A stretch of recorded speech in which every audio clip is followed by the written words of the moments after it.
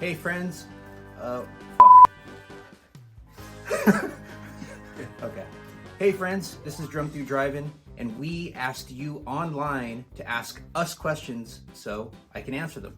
So here we go. Let's go right into it. It's right here. What are 2 Dickies songs you really wanted to perform live with them that you haven't? Well, Franco, my 2 favorite jams would be Booby Trap, which is my all-time favorite, and Monster Island. And coincidentally, they're on the Second Coming album, which is the first record I've ever heard from the Dickies. Is there a Dickie song you hate playing, but everyone else loves? Is CJ as dark as he seems, or is it just humor? Well, Mikey, the song that I used to hate playing, to be completely honest, was Rockin' in the Free World, and I do dig some Neil Young jams here and there, kinda, but that one just had a weird vibe that it wasn't, I don't know how to say it. It wasn't energetic enough. I don't know. And with CJ, no, he wasn't as dark as he seems. I'm not actually sure what you're talking about, but when I met him, he was super cool, and we sat down and chatted for a while. And when I first met him, I actually met him at a burger joint with Steve Soto and Dan Root from the Adolescents, and we all sat down and broke bread, and it was super cool. Super cool guy. What was your first paid gig, age, and with what band? Well, Julio, my first paid gig was John B's Blacklight show. I had put that show together, and I had made flyers, I booked all the bands and called the bands and all that stuff and helped put it all together, and that's what helped my band get paid. And the band was called John B. We're still around, actually, and back then when I got paid, I was about maybe 20 years old or maybe 19, and it was, full disclosure, maybe like $100. I don't know. We split that again amongst the band, and it was all good. Hi Adam, pineapple on pizza? Honestly, Martin, I'm totally cool with that. Like, I'm one of those people that any pizza, even like bad pizza that sucks, I still kind of like it because it's pizza. So, and I don't mean to say pineapple on pizza sucks, but I'll totally eat it and I'll dig it, but I never seek it out. I'm usually more of a cheese pepperoni guy, and sometimes jalapenos, peppers. Sometimes like a full veggie pizza is pretty awesome. I'm cool with pineapple. If you can play with any band or musician, who would it be? That's tough. That's a tough one. Well, Matthew, aside from the bands I play in now, which I love, including Zombie, which we actually haven't played in a while, but I love playing with those guys because I've known them for 20-something years, I would have to say my dream band would be like drumming for Amy Winehouse. That would be one, but obviously that's not gonna happen. Another one might be like Offspring. That would be super rad. I wish I could be in that band. Hey yo, the Dickies were my very first show at 13 years old. I'm 56 now and taking drum lessons, and I'm like 5 months in. Any pointers from a consummate professional? Cliff, there's one thing that I tell all my students when I taught, and it was one thing that was super important that my teachers taught me and drilled into my head, was anything you practice slow. And like once drummers grasp something that they understand, they just go for it, and it doesn't matter what speed, they just go for it and think it's going to happen. That's not how our brain and body works. So once you understand something up here, let your body understand it and give it a chance and take things slow. If you can play with any band or musician, who would it be? It's kind of the same question, but I'll answer it differently. Dude, Matthew, I think I would say, just for like one night to play with any band, I'd say like Faith No More. That'd be rad. Hi Adam. 1. How did you manage learning the Dickie songs when you first joined, and which was the hardest for you, as a lot of them are fast and frantic? Well, Nev, so how I learned the stuff in the beginning was I was talking back and forth with Eddie Tatter and I think Stan and Leonard, and you will notice when we play live, especially the old classics, I play them differently than the original recordings on the first record. Because the vibe's different, the energy's different now, And what I did was took Eddie's recommendation, and he told me look up this certain concert on YouTube from the Dickies and learn that concert the way that drummer was playing it. I believe it was one of the Chris's that was on that performance. So that's how I got to learn how to play what we play live. And the hardest one I think I had trouble with the most was Jim Bowie, and it wasn't the whole song, it was the ends of the chorus where you kind of have a tom going with the snare drum, and it was rough because I was really used to using hi-hat foot while I'm doing other things, and that made it really difficult. So, yeah. 2. Who is your biggest influence, and who is the best band you have toured with? I'd say my biggest influences as far as drummers would be Chris Penny from Dillinger Escape Plan. He's the first drummer for that band. John Dahlmeyer from System of a Down. He's very simplistic but very unique in his approach. And Dave Lombardo, Slayer. Boom! As far as music and bands, like as a writer, because I do write, I would say straight up like Mr. Bungle and Danny Elfman stuff for the most part. I love how, on top of it being music, it has like this element of the music creating visuals within my head, at least. You know, with punk rock stuff, it's more of an energy and a feeling. With Elfman compositions and Bungle stuff, it's more of the music and the vibe plus painting a picture.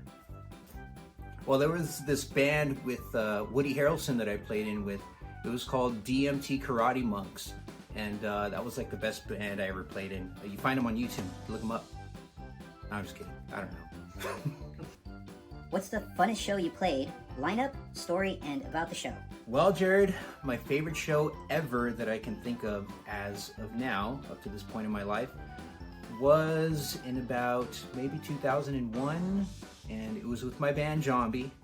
We had barely started out, and we played at this bar called Goodfellas in Rancho Cucamonga, and it's kind of by where I live now. And we headlined. There was 3 people there. One was a person sitting at a table drinking. The other was the bartender behind the bar, and the other was the waitress. And I remember us looking at each other when it was time to play, you know, me and the guys, and be like, dude, there's like no one here. And that gave us this feeling of, dude, fuck it. We can play like there's a million people here, and it really doesn't matter. For some reason, I had the time of my life playing in front of 3 people.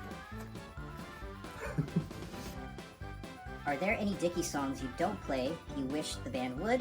I remember Wagon Train never being on the set list in the late 80s.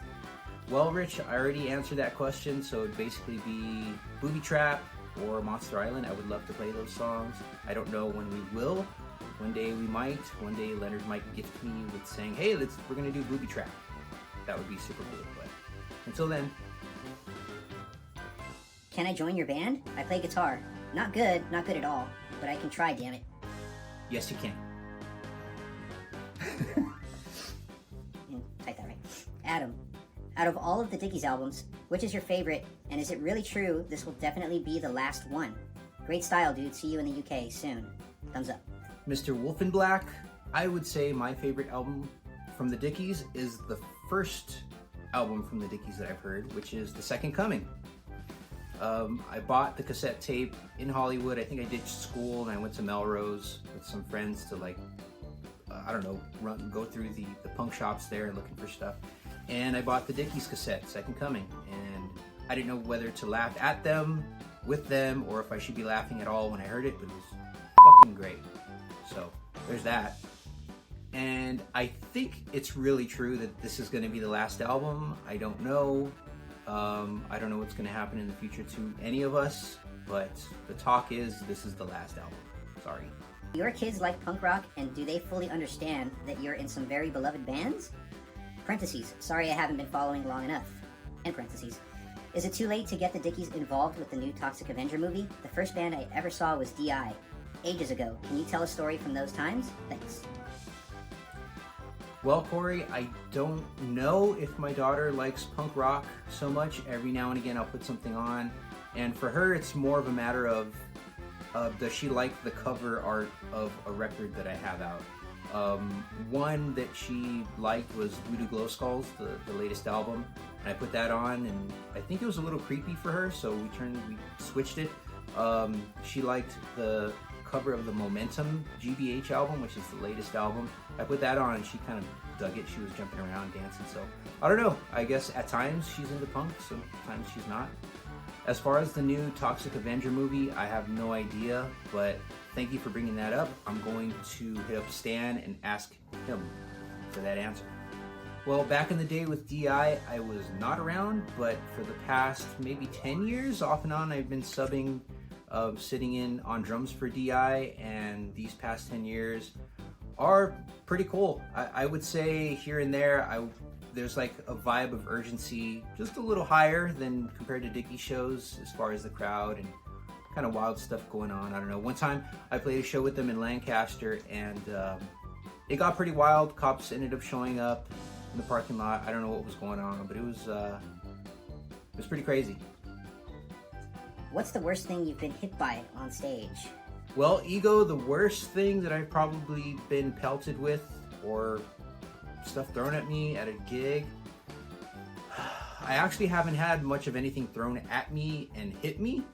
There's been bottles here and there. There's been like glass, like shot glasses, or those small kind of mixed drink glasses thrown, and I never got hit by them, but it's been kind of like close calls. I've been hit or splashed with like beer when I was with the Adolescents and we were on tour, and I think we played, it was like Salt Lake City, and it was pretty wild. Tony was getting pissed because people kept getting on stage and elbowing his arm, and the mic would hit him in the teeth. So it was just it was a wild show. We got beer thrown at us and all kinds of stuff, and that was kind of fun. And that was kind of gross too, because when beer dries, it's just kind of gross. We were just filming footage here on the drum set for a song I won't mention yet, but there's a part where I stopped drumming, and my camera guy, Billy, from King Rock Podcast, was tossing carrots up my mouth, and I was trying to catch it and keep playing. We finally got it so many carrots later, but the inside of my lip is kind of busted up from trying to catch them. So I would say that's probably the worst. Being a part of legendary punk rock group like the Dickies can be challenging. How true do you stay to Carlos Caballero's drum style, and where does your own style fit in with Dickies material? What is the balance between the two? Thanks. Well, Ego, I actually don't stay true to Carlos Caballero's drumming at all, to be honest. For me personally, as a drummer, when I learn stuff on my own, I always try and stay true to the original drummer and the original recordings, and that's just me. And it's like stroke by stroke, I try and learn how the song is played. But in this instance, joining the Dickies, I had to kind of change my mindset and get used to how those songs were being played recently around the time I joined the band. So I kind of had to adapt and separate my personal preference of learning drums and put that aside and kind of just go with what Stan and Leonard were telling me, which was basically help them feel comfortable with how they were playing it at that time I joined the band. So where my style comes in and how I balance that out is I'm always having little ideas on my head when we're writing new material. I try and keep that at a very minimum when things are manifesting in the studio or in the rehearsal spot, and I try and reserve those ideas for the right small moments. And I also, as far as playing the songs that already exist, I eventually come up with my own little ideas with fills or stuff like that, and I reserve those as well and kind of wait for choice moments for them to come out. And for those of you who don't know Ego Plum, he's actually a composer. He's done stuff for SpongeBob, for the Cuphead show, and tons of cool stuff, so follow that guy too. He's super rad. Favorite Mike Patton project? Well, Mike, I would probably have to say Naked City. That one's super rad. I know he was just on the live stuff, as far as I remember. I would say them or Phantomus. I don't know if we can consider that like a project more than it's an actual band, but I'll say Phantomus. And also, friends out there watching, Michael is a friend of mine. We actually used to teach together at School of Rock back in the day, and he's got a band called Dross for Loss, like, you know, dress for less at Ross. Anyway, follow that band because they're fun. How did you become friends with John Massari? Are there any further collaborations planned? Well, Sean, I met John, I'm pretty sure, when we started working together with playing with the Hollywood Orchestra, the Hollywood Chamber Orchestra, and we did that whole score to film performance where the Dickies played the opening credits, just like, you know, on the opening credits of Killer Clowns from Outer Space. And then for the rest of the movie, John and another conductor led the orchestra through the scoring of the whole movie, and then we come back and play the end credits. I think it was at that point I met John, and I just kind of started chit-chatting with him and picking his brain because I'm a fan of anybody that does like film composing and stuff like that. And we had a connection from the Dickies and Killer Clowns thing, so it was like a natural coming together and building a friendship. And John's super cool, so I'm really, really happy that we became friends. As far as further collaborations, I hope so, and I think so. Usually John will kind of hit me up out of nowhere, and I'll say yes to a project before I kind of even know what it is. So I like those little surprises. They're pretty rad. When did you get your first drum kit? Well, Derek, I think I was about 18, and even way before then I played on other people's drum sets because I never had my own, and in my family we couldn't really afford a drum set, so every year around Christmas time my dad would say, look in the recycler, which is, or used to be, a physical newspaper, I guess, kind of like, you know, Facebook Marketplace and all that other stuff, OfferUp, right? And look through the pages, and if you can find a drum set for under $100, it's yours for Christmas. And never found it. So anyway, once I was 18 and I graduated high school, barely graduated, but I graduated, started working, saved up money, and I bought my first kit at 18. Hi there, as much as a request as a question really, having drummed Killer Clowns and Piano vs. Drums on the DRUM-THRU, have you any plans or thoughts of doing the Killer Clowns EP in full on the DRUM-THRU Drive-In? Dave, I did not think about that, but that's genius, and I think I'm going to do it. Thank you. So many possible questions. Okay, mind-blowing moment meeting someone whose music you idolize, and most mind-blowing dad moment. Most mind-blowing moment as a dad, I think, and there's many, but one that really sticks out is the moment my daughter was able to sit up by herself, like upright, like it was amazing, because it's like you're used to seeing your baby horizontal all the time, even if they're kind of crawling, or, you know, the only time they're upright is if you're holding them up, and then all of a sudden you just see this little bald-headed baby go. It's nuts. Okay, guys, that's it. I hope you guys enjoyed. I hope I answered all your questions thoroughly. And like and subscribe if you'd like. And binge on the videos, man. I got more. So I'll see you later. Refrigerator, constantly is always done.